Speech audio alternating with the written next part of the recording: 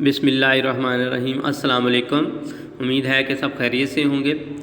جی آج کا آپ کا جو عنوان ہے وہ ہے نبی کریم خاتم النبیین صلی اللہ علیہ وسلم اور مدنی معاشرے کا قیام، اور آپ کا جو حاصلات تعلم ہے وہ ہے جی اصحاب صفا کا تعارف اور ان کی دینی، ان کی تعلیمی دعوتی سرگرمیوں سے آگاہ ہو کر اپنی عملی زندگی میں استفادہ حاصل کر سکیں، یعنی کہ ان کی تعلیمات سے رہنمائی حاصل کر کے ہم اپنی زندگی جو ہے ان کو بہتر بنا سکیں۔ یہ آپ کا آج کا حاصلات تعلم یعنی کہ SLO ہے۔ تو آج کا ہم اپنا لیکچر سٹارٹ کریں۔ تو آج پیج نمبر 31 ہے، اس پہ کویشچن نمبر جو 2 ہے اس کا یہ لاسٹ والا جو ہے جی مدنی معاشرے کے قیام کی روشنی میں ہم معاشرے میں اپنا کردار کس طرح ادا کر سکتے ہیں۔ اس کا آنسر ہے پیج نمبر 30 پہ۔ ہمیں چاہیے کہ مواقعات مدینہ کی روشنی میں ہم اپنے آس پاس رہنے والوں کا خیال رکھیں، خاندان کے وہ لوگ جو مالی لحاظ سے کمزور ہوں ان کی مدد کریں اور ہر خوشی اور غم میں ان کا ساتھ دیں۔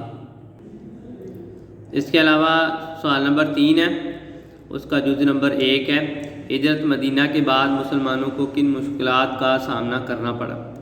تو اس کا آنسر ہے پیج نمبر 30 پہ، اس کا آنسر ہے یہاں سے لانگ ون کا آنسر ہے مدینہ منورہ تشریف آوری کے بعد آپ خاتم النبیین صلی اللہ علیہ وسلم نے سب سے پہلے مسجد نبی تعمیر کرنے کا ارشاد فرمایا۔ مسجد کی تعمیر کے لیے جس زمین کا انتخاب ہوا وہ 2 یتیم بچوں حضرت سہیل رضی اللہ تعالیٰ عنہ، حضرت سہل رضی اللہ تعالیٰ عنہ کی۔ حضرت ابوبکر صدیق نے اس زمین کی قیمت ادا کی اور مسجد نبی تعمیر کی گئی۔ مسجد نبی صرف ایک عبادت گاہ ہی نہیں تھی بلکہ ایک یہ درس گاہ تھی۔ درس گاہ کہتے ہیں جہاں پہ لوگوں کو دین کی تعلیم دی جاتی۔ تربیت گاہ تھی، تربیت گاہ جہاں پہ لوگوں کی تربیت کی جاتی۔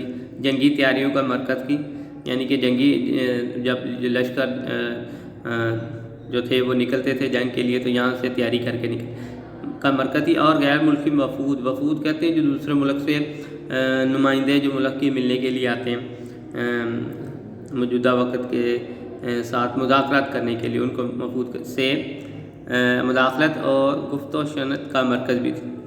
یہ مسجد آج بھی اقوام عالم کے لیے مسلمانوں کے درمیان اتفاق و اتحاد اور اسلامی بھائی چارے کی مثال ہے۔ یہی وہ بابرکت جگہ ہیں جہاں نبی کریم خاتم النبیین صلی اللہ علیہ وسلم نے پہلی اسلامی ریاست کی بنیاد رکھی۔ مسجد نبی کے شمال مشرق میں مسجد سے متصل ایک چبوترا بنایا گیا۔ اس چبوترے کو صفا اور اس جگہ قیام کرنے والے صحابہ کرام رضی اللہ تعالیٰ عنہ کو اصحاب صفا کہتے ہیں۔ یہاں پر وہ مہاجر صحابہ کرام رضی اللہ تعالیٰ عنہ رہتے تھے جو غریب تھے، جن کے گھر بار اہل و عیال و کاروبار نہیں تھے۔ صحاب صفا اپنی زندگیاں دینی تعلیم، دعوت و جہاد اور دوسری اسلامی خدمات کے لیے وقف کر دی تھی۔ یہ اسلام کی اولین درسگاہ تھی۔ اسلام کی دعوت و تبلیغ میں ان صحابہ کرام رضی اللہ تعالیٰ عنہ کا بہت بڑا حصہ ہے۔ یہ آپ کا جو کویشچن تھا اس کا آنسر ہے، اور اس میں بتایا گیا کہ نبی کریم صلی اللہ علیہ وسلم نے مدینہ منورہ تشریف آوری کے بعد سب سے پہلے مسجد تعمیر کی، اور مسجد جو تھی وہ 2 بچے جو تھے یتیم بچے سہیل اور سہل رضی اللہ تعالیٰ عنہ کی تھی، اور حضرت ابوبکر صدیق رضی اللہ تعالیٰ عنہ نے اس مسجد کی جو قیمت ادا کی۔ یہاں پہ جنگی تیاریاں جو ہوتی تھی، دوسرے ممالک کے یا دوسری ریاستوں کے جو وفود تھے ان سے ملاقات ہوتی تھی، اور یہ اللہ کے نبی نے اس کی بنیاد رکھی تھی۔ مسجد کے قریب ایک چبوترا بنایا گیا جس کو اصحاب صفا کہتے ہیں، اور جہاں پہ رہنے والے صحابہ کرام رضی اللہ تعالیٰ عنہ کو اصحاب صفا کہا جاتا ہے۔ اور یہ دینی تعلیم بھی اور تربیت یہاں سے ہی ہوتی تھی، اور جو اصحاب صفا جو لوگ تھے انہوں نے اپنی زندگیاں جو تھی دین اسلام کے لیے وقف کر دی تھی، انہوں نے مشکلات کا سامنا کیا۔ ٹھیک ہے، تو یہ آپ کا آج کا کویشچن ہے، اس کا آنسر ہے جو آپ نے ہوم ورک پہ کرنا ہے وہ یہ جی مدنی معاشرے کے قیام کی روشنی میں ہم معاشرے میں اپنا کردار کس طرح ادا کر سکتے ہیں، یہ ہے۔ تو اس کا آنسر یہ یہاں سے لے کے یہاں تک یہ اس کا آنسر ہے۔